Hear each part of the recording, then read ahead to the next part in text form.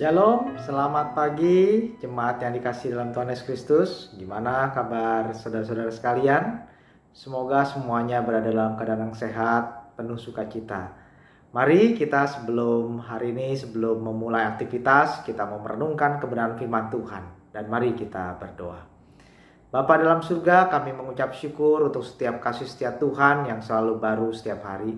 Dan ajar kami untuk meresponi setiap kasih Tuhan. Kami berdoa Tuhan untuk renungan pada pagi hari ini, kiranya Roh Kudus menyertai setiap hati kami. Di dalam nama Tuhan Yesus Kristus kami berdoa. Amin. Renungan pada pagi hari ini terambil dari Markus pasal 12 ayat 44. Markus 12 ayat 44 menyatakan, sebab mereka semua memberi dari kelimpahannya, tetapi janda ini memberi dari kekurangannya. Semua yang ada padanya, yaitu seluruh nafkahnya. Sebuah kisah dalam Markus mencatat sebuah tindakan yang menarik. Ada seorang janda yang dikatakan miskin dan memberi persembahan sebesar 2 peser. Namun sebelum itu diceritakan bahwa ada banyak yang memberi sebelum janda itu memberi. Bahkan ada banyak orang kaya yang memberi dalam jumlah yang besar, dikatakan dalam firman Tuhan.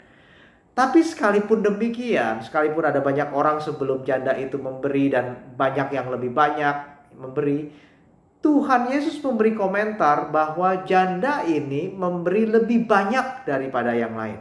Menarik bukan? Tuhan mengatakan sekalipun janda ini hanya memberi 2 peser, dia memberi lebih banyak daripada yang lain. Apa Tuhan Yesus gak salah? Oh tidak. Karena bukan jumlah yang sedang Tuhan bicarakan, tetapi dia sedang mengangkat sebuah prinsip memberi dari kekurangan. Mungkin kita bertanya, memberi dari kekurangan. Mari kita mau coba mengerti maksud Tuhan Yesus itu. Bapak Ibu Saudara bisa bayangkan, orang kalau sudah kekurangan tapi masih rela memberi, artinya apa? Artinya ada sebuah pengorbanan, ada sebuah kasih. Jadi memberi dari kekurangan ini melibatkan sebuah pengorbanan. Ini menunjukkan kasih yang besar. Janda yang diceritakan di dalam perikop ini bisa sampai memberi sekalipun kekurangan karena hatinya itu penuh dengan kasih kepada Tuhan. Dan di dalam bagian lain Yohanes 12 juga diceritakan ada Maria, saudara Lazarus. Saudara ingat itu cerita, dia rela mengambil setengah kati minyak narwastu murni yang dikatakan mahal untuk meminyaki kaki Yesus. Dan dikatakan itu dilakukan karena cinta kasihnya kepada Tuhan. Jadi perlu diingat, kalau kita memberi persembahan kepada Tuhan, hendaklah kita memberi dengan prinsip ini, memberi dengan dasar kasih kita kepada Tuhan.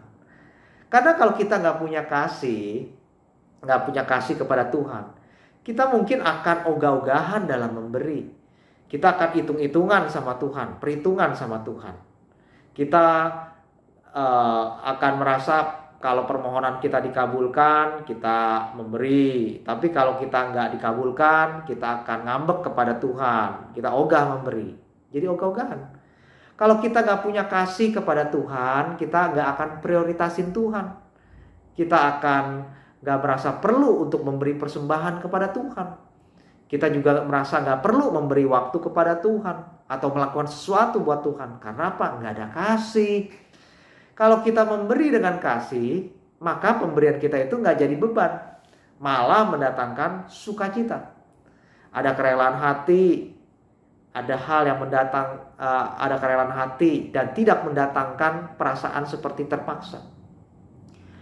Memberi dengan kasih juga akan melahirkan sebuah pemberian yang tulus.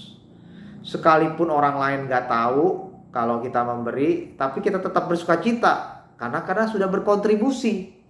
Tapi kalau dalam memberi seorang berharap diketahui orang lain, dipuji orang lain, itu namanya tidak memberi dengan kasih. Ada pamrih. Di atas segala itu Bapak Ibu Saudara, memberi kepada Tuhan dengan kasih perlu menyadari besarnya kasih Tuhan yang kita alami terlebih dahulu. Kalau tidak, kita akan merasa dengan memberi kita akan berjasa kepada Tuhan. berjasa atas pekerjaan Tuhan. Kalau kita nggak memikirkan, menyadari besarnya kasih Tuhan yang terlebih dahulu. Kita perlu sadar bahwa hanya karena kebaikan, hanya karena anugerah Tuhan, kita bisa disanggupkan sampai saat ini. Sehingga kita tuh harus merasa beruntung karena dikasihi oleh Tuhan. Dan itu akhirnya membuat kita bisa bersyukur ketika kita memberi. Nah, karena itu mari dalam renungan hari ini, dalam renungan pagi ini kita mau belajar.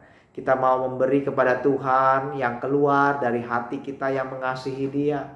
Kita memberi sadar kalau kita sudah terlebih dahulu menerima kebaikan Tuhan. Sehingga waktu kita memberi dengan sukacita dan ketulusan. Mari kita satu dalam doa. Bapa dalam surga, kami mengucap syukur untuk setiap kebaikan dan kasih Tuhan. Biarlah di dalam hidup kami boleh memberi kepada Tuhan, baik harta kami, waktu kami, tenaga kami, pikiran kami, dengan ketulusan. Karena kami boleh memberi didasari oleh kasih Tuhan. Terima kasih. Di dalam nama Tuhan Yesus Kristus kami berdoa. Amin.